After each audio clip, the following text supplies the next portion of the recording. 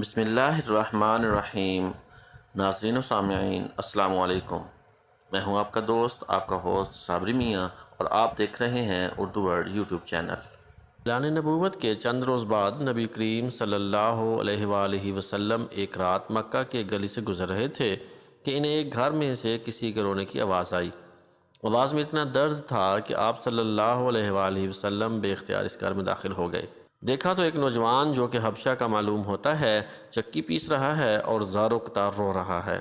آپ صلی اللہ علیہ وآلہ وسلم نے اس سے رونے کی وجہ پوچھی تو اس نے بتایا کہ میں ایک غلام ہوں، سارا دن اپنے مالک کی بکریاں چراتا ہوں۔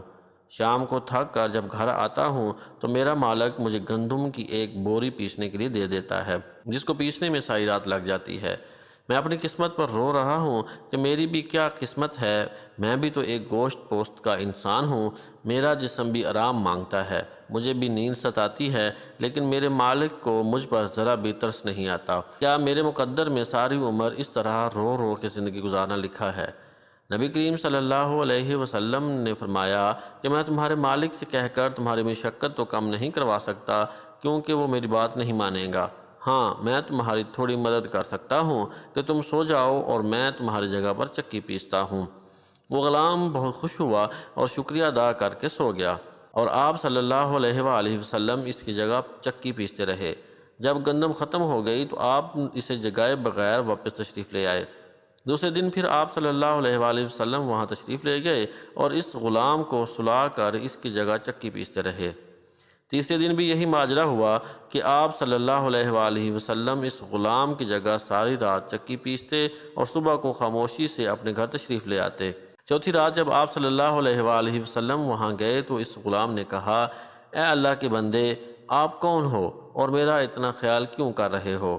ہم غلاموں سے نہ کسی کو کوئی ڈر ہوتا ہے اور نہ کوئی فائدہ، تو پھر آپ یہ سب کس لیے کر رہے ہو؟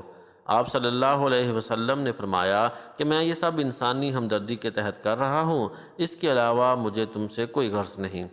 اس غلام نے کہا کہ آپ کون ہو؟ نبی کریم صلی اللہ علیہ وسلم نے فرمایا کہ تمہیں علم ہے کہ مکہ میں ایک شخص نے نبوت کا دعویٰ کیا ہے؟ اس غلام نے کہا، ہاں، میں نے سنا ہے کہ ایک شخص جس کا نام محمد ہے اپنے آپ کو اللہ کا نبی کہتا ہے۔ آپ صلی اللہ علیہ وسلم نے فرمایا کہ میں وہی محمد ہوں۔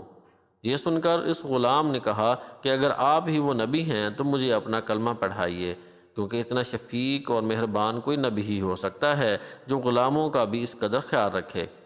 آپ صلی اللہ علیہ وآلہ وسلم نے انہیں کلمہ پڑھا کر مسلمان کر دیا۔ پھر دنیا نے دیکھا کہ اس غلام نے تکلیفیں اور مشقتیں برداشت کیں، لیکن دامن مصطفیٰ نہ چھوڑا۔ انہیں جان تو دینا گوارا تھا، لیکن اتنے شفیق اور مہربان نبی کا ساتھ چھوڑنا گوارا نہ تھا۔ آج دنیا انہیں بلال حبشی رضی اللہ عنہ کے نام سے جانتی ہے۔ نبی کریم صلی اللہ علیہ وآلہ وسلم کی ہمدردی اور محبت نے انہیں آپ صلی اللہ علیہ وسلم کا بے لوث غلام بنا کر رہتی دنیا تک مثال بنا دیا۔ اللہ رب العزت سے دعا ہے کہ وہ ہمیں بھی حضرت محمد صلی اللہ علیہ وآلہ وسلم کی سچی اور سچی غلامی نصیب فرمائے۔ آمین ثم آمین یا رب العالمین۔